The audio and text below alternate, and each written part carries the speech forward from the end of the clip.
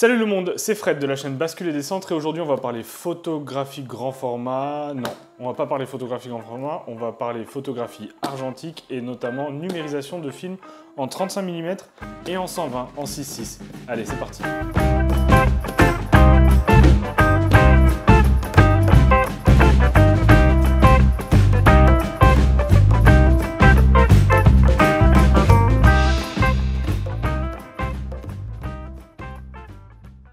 Donc voilà, ça fait longtemps que vous ne m'avez pas vu en vidéo, j'ai eu quelques soucis qui m'ont empêché de tourner quand je voulais. Ensuite, il y a eu la période estivale, là on se retrouve début septembre, c'est la nouvelle saison de Bascule et Descentre, vous êtes toujours plus nombreux à me suivre. Si ça vous plaît, n'hésitez pas à cliquer et à s'abonner, à activer la cloche des notifications, ça fait toujours plaisir. Mais pour ceux qui nous ont déjà rejoints, je vous remercie pour votre soutien sur l'année dernière, on a fait une vingtaine de vidéos je crois. Sur la photographie grand format, c'est le thème de la chaîne. Mais aujourd'hui, on va parler de numérisation et on va parler de numérisation de films en 35 mm. Je fais aussi, vous le voyez ici, de la photographie argentique en 35 mm. J'avais anciennement un boîtier 6.6, un Lubitel que j'adorais mais que j'ai cassé malheureusement. Mais j'ai toujours galéré, alors j'ai un processus de numérisation de mes plans films qui est assez correct maintenant. Je vous le mets dans la description ici, ou ici, je sais pas. Je suis un peu inversé, qui marche très bien, mais par contre pour le 35 mm, ça a toujours été un peu galère parce que les bandes de films font 6 vues, je suis obligé de déplacer mon truc sur mon rail, il y a les pieds de mon trépied, enfin je vous montrerai ça tout à l'heure, mais c'est un peu galère. Et Lomographie m'a contacté et ils m'ont envoyé ce Digitalisa Max, qui est un système clé en main pour numériser des négatifs en 35 mm et en 120. Vous verrez, c'est super bien fait, il y a tout dedans. On va le déballer ensemble et je vais vous montrer comment ça s'utilise. Donc toujours chez Lomographie, le packaging est top. Quand on ouvre, qu'est-ce qui se passe? Je vais me mettre comme ça parce que la caméra là-haut, on voit mieux. Quand on ouvre, eh ben, en fait, on a des petits manuels, ça c'est pas très intéressant. Et plusieurs petites pièces qu'on va disposer ici. Je vais vous expliquer à quoi ça sert.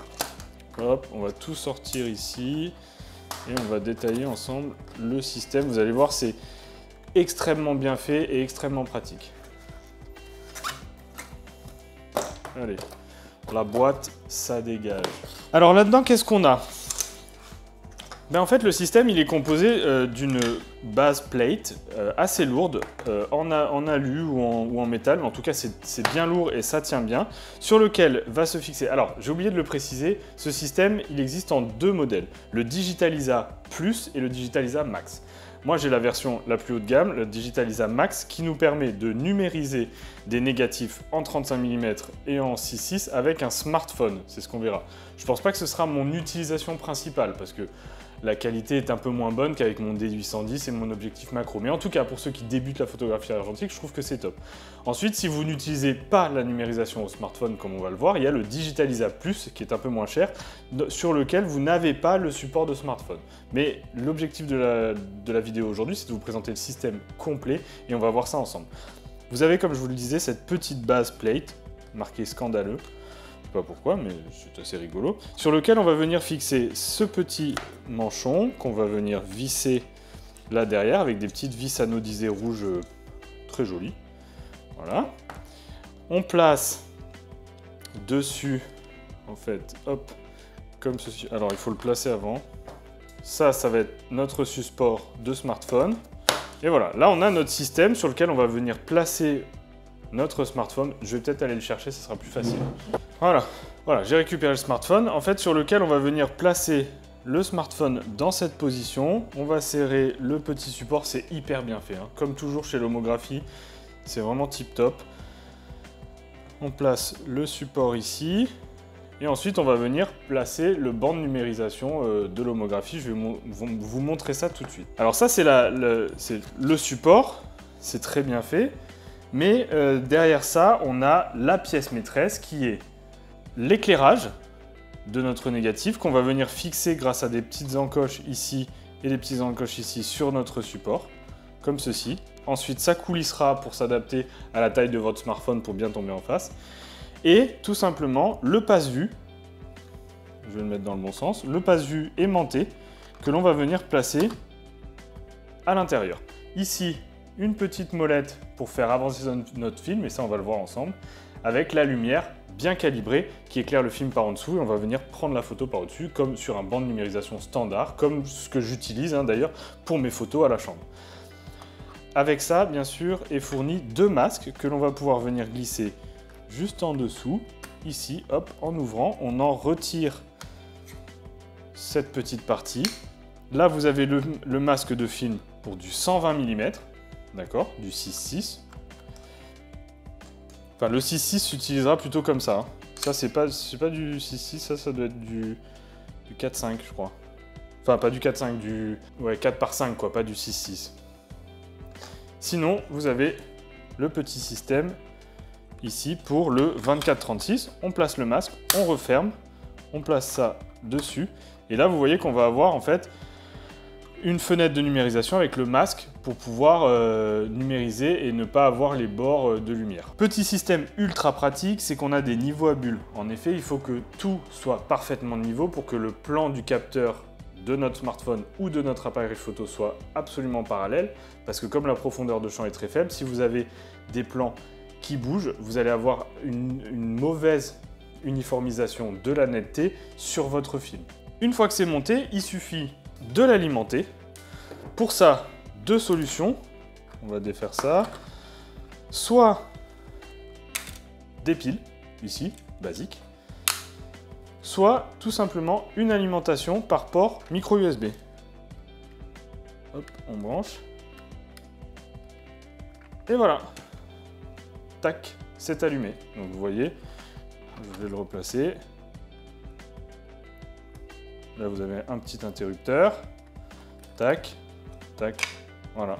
Une belle lumière, bien uniforme, bien filtrée, sur lequel on va pouvoir placer ensuite notre Digitalisa et rentrer, mais on va le voir ensemble, nos bobines de film pour les scanner à la suite, sans les toucher, sans avoir à les toucher et à mettre nos doigts sales dessus. Avec la molette, on va faire avancer nos vues pour scanner les bonnes vues. Les petits niveaux à bulles pour bien être de niveau, on met tout de niveau. Ce qu'on peut faire, c'est quand on met le smartphone, utiliser le mode boussole et niveau pour bien le mettre de niveau la base plate.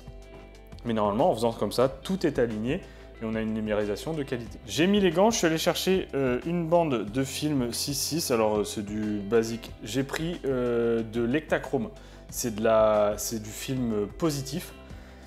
Pour que ce soit plus simple, qu'on n'ait pas derrière à tout remodifier et qu'on soit obligé de passer sur l'ordi. Là, vous allez voir le résultat directement sur le smartphone. Il n'y aura pas besoin d'inverser le négatif, mais ça, on en parlera un peu plus tard. Tout simple, une fois qu'on a notre système mis en place, toujours utiliser des gants. On va essayer de trouver le sens de l'émulsion, sur quel côté est l'émulsion et sur quel côté est la bande de gélatine. Nous, on va toujours prendre la photo du côté de l'émulsion. Sur des films noirs et blancs, l'émulsion est du côté un peu granuleuse. Vous avez 2 faces, par exemple sur le plan film, une face qui est très brillante, une face un peu plus granuleuse. La face granuleuse, c'est le côté de l'émulsion. Mais vous savez qu'on repère le côté grâce aux encoches qui doivent être, donc, quand on regarde le film, à droite. Mais là, c'est pas le cas. Alors moi, ce que je fais sur l'Ekta, je pense que l'émulsion est quand les écritures sont écrites à l'envers, je pense. Dites-moi si je me trompe. C'est très dur sur du négatif, enfin du positif, parce que là, ça se voit pas des masses. Comme ça, comme ça. Allez, on le place dedans, voilà, comme ceci. Alors, il y a un peu de résistance, pour la simple et bonne raison que dedans, vous avez un espèce de petite brosse. Alors pas du tout, il n'y a pas besoin de forcer. L'engrenage qui guide le film est présent dès le début. Au niveau des petits niveaux à bulles, à l'entrée du film, il suffit de le rentrer un petit peu et de tourner la molette dans le bon sens, ça va guider votre film jusqu'au bout. Il n'y a pas du tout besoin de forcer comme je le fais. Et en effet, il y a bien un petit système qui va nettoyer votre négatif, mais aucunement besoin de forcer, c'est très facile, je l'ai compris un peu après. Voilà, une fois on a entendu le petit clip, je sais pas si on voit, mais avec la petite molette, on va faire avancer... Ah merde, je l'ai déclippé là. On va venir faire avancer nos vues pour se mettre parfait. Tac. Là, c'est très facile. On ouvre notre smartphone, on le met en mode photo. Voilà, tac. On va venir placer ça ici. Comme ceci. On serre bien. On vérifie que nos niveaux sont correctement placés. Donc là, c'est bien, c'est parfait. On est niveau. On ajuste pour se mettre bien au centre, sans décrocher les rails. Tac. Alors, on va descendre. Ouais, il faut se rapprocher. Hein. Ouais, c'est un peu. Le réglage est un petit peu fastidieux. C'est plus simple sur mon banc, mais en tout cas, ça permet rapidement d'avoir un résultat. Donc, il faut se mettre en fait à votre distance de mise au point minimum. C'est pour ça que c'est plus simple avec un objectif macro. Je sais pas exactement sur le smartphone de à combien elle est, mais je pense que là, on n'est pas trop mal. Voilà, tac. Une fois qu'on a fait ça, hop, il suffit d'appliquer peut-être un petit zoom pour faire notre recadrage et correctement placer votre smartphone bien en face. Et une petite mise au point, on prend la photo et ensuite vous retrouvez dans votre pellicule la photo. Alors si vous avez besoin de l'inverser, il faudra utiliser Lightroom ou un autre logiciel pour inverser les courbes. Sur une photo en couleur, il y a les 3 courbes à inverser. Sur une photo noir et blanc, on va simplement inverser une seule courbe. De suite, on va se retrouver avec une photo positive. Le mieux, moi, de ce que j'en ai testé, c'est que moi, j'ai pas un smartphone dernier cri avec un objectif de piètre qualité. Et surtout, alors c'est un iPhone 11, c'était pas mal, mais surtout, j'ai peu de mégapixels. Donc quand je dois zoomer, parce que la distance de mise au point est trop faible, quand je dois zoomer, bah, entre guillemets, j'ai pas une super qualité. Ça sera beaucoup mieux, on va le voir tout à l'heure, sur le banc de numérisation. Et à mon sens, c'est dans cette situation. Ça, c'est vraiment avec le smartphone pour du dépannage, pour les gens qui débutent la photo et qui ont besoin et qui ont envie de les partager rapidement sur leurs réseaux sociaux. En tout cas, moi, je ne l'utiliserai pas avec un smartphone, mais avec mon banc de numérisation, on va le voir. Je vous montre simplement comment on fait pour numériser du 6.6, qui sera tout aussi efficace. Pour numériser le 6.6, on n'a pas besoin de cette bande-là qu'on va poser, de cette bande, de ce masque de numérisation. On va simplement retirer ça. On va passer notre masque ici. Et en fait, on va venir glisser le film. On va venir glisser, je vais vous le montrer avec un vrai 6.6, ça sera beaucoup plus efficace. Voilà, j'ai récupéré un 6.6 pour vous montrer. En fait, tout simplement, là, je ne sais pas si vous le voyez, par contre, sur celle-là, mais on voit bien le sens de l'émulsion. Vous voyez que là, il y a un côté granuleux et que là, c'est très brillant. Donc, on va toujours mettre le côté granuleux vers l'appareil photo. Ensuite, soit c'est du 4.5 et du coup, vous mettez ce petit masque-là, soit c'est du pur 6.6 comme moi, et vous allez venir dans les lanières passer ça, centrer votre film et ensuite fermer pour le maintenir le plus plat possible. Une fois que l'on a fait ça, pareil, et là je pense que ce sera plus simple parce que le film est un peu plus grand. Pareil, on va venir prendre en photo. Voilà. Hop là. Comme ceci, on prend la photo et ensuite sur Lightroom, on va venir inverser notre négatif. Moi j'adore ce système parce qu'il est clé en main, il est très facile à utiliser et il nous permet de nous affranchir d'un des problèmes majeurs de la numérisation, c'est-à-dire le banc de reproduction. C'est clairement le plus embêtant parce qu'il faut être de niveau, il faut beaucoup de matériel et il faut surtout qu'il y ait une bonne précision, pas de poussière et que ce soit très bien fait. Avec le Digitalisa et le Digitalisa Max, on a une solution clé en main, mais selon moi, l'utilisation avec le smartphone ne vous donnera pas les meilleurs résultats. Le top du top, c'est de passer sur un banc de numérisation et ça, on va le faire tout de suite maintenant. Ok, comme je vous le disais, on se retrouve sur mon banc de numérisation que j'ai construit comme ça dans un placard. En fait, c'est tout simple. On a un trépied que j'ai inversé sur lequel je montre un D810 avec un objectif 105 macro pour le film 35 et 6.6 et un objectif 60 pour le 4.5 parce que comme c'est plus grand, ça m'évite d'avoir à bouger ma colonne en permanence. L'avantage, c'est que là, on a quasiment 36 mégapixels, on a un objectif de très haute qualité sur lequel on peut aller vraiment chercher le détail de notre négatif et on a une zone fixe qui ne bouge pas.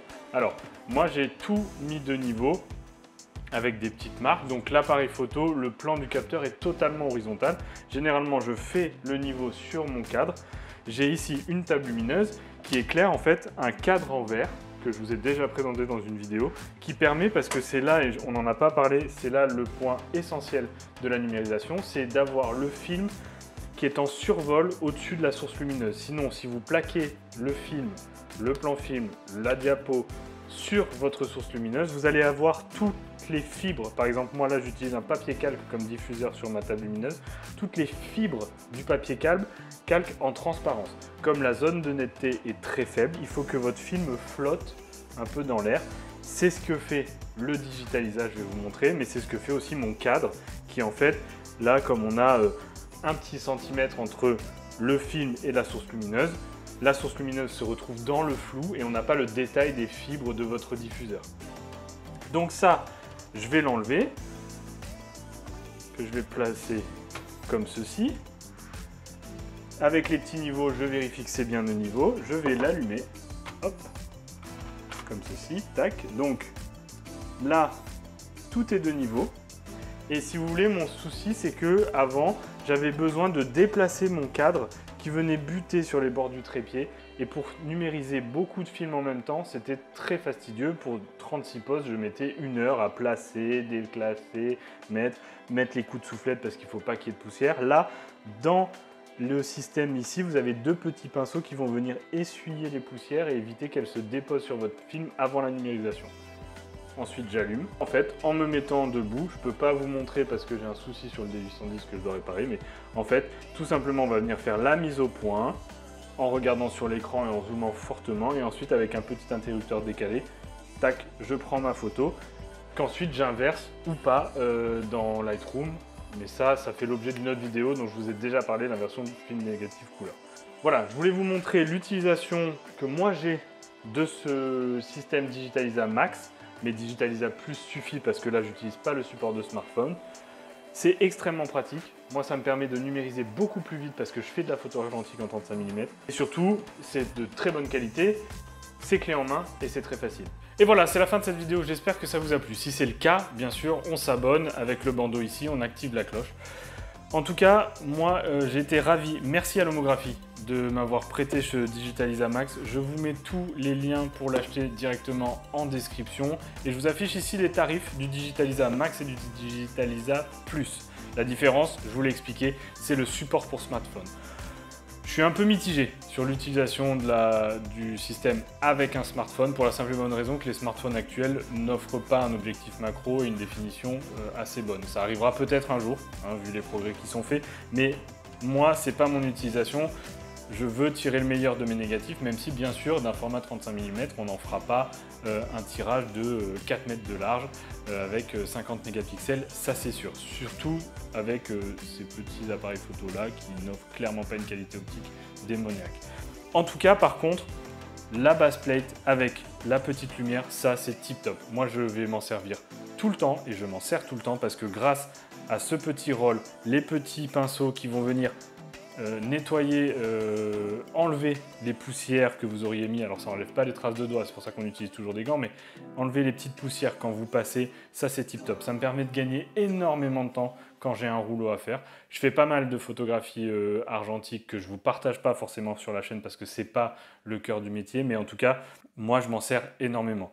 Tout est bien fait, la finition est très bonne comme toujours chez l'Homographie. J'avais déjà testé le Lomograph Lock qui nous permettait d'utiliser des films Instax, des films instantanés sur une chambre grand format. Vous aviez beaucoup aimé la vidéo. Là, c'est un format un peu différent parce qu'on parle que du 35 mm, mais on est sur la même qualité de finition et de matériaux utilisés que sur le Lomograph Lock. Voilà, c'est la fin. Je vous remercie d'être allé jusqu'au bout. Merci à l'Homographie de m'avoir prêté cet appareil. Je ne sais pas si on peut appeler ça un appareil. En tout cas, sortez, faites plein de photos, notamment à l'argentique, parce que c'est beaucoup plus sympa. Allez, ciao!